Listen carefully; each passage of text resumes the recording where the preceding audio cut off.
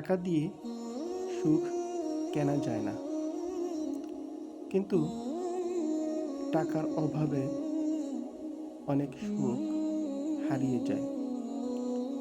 এই জিনিসটা আমরা প্রতিনিয়তই দেখি।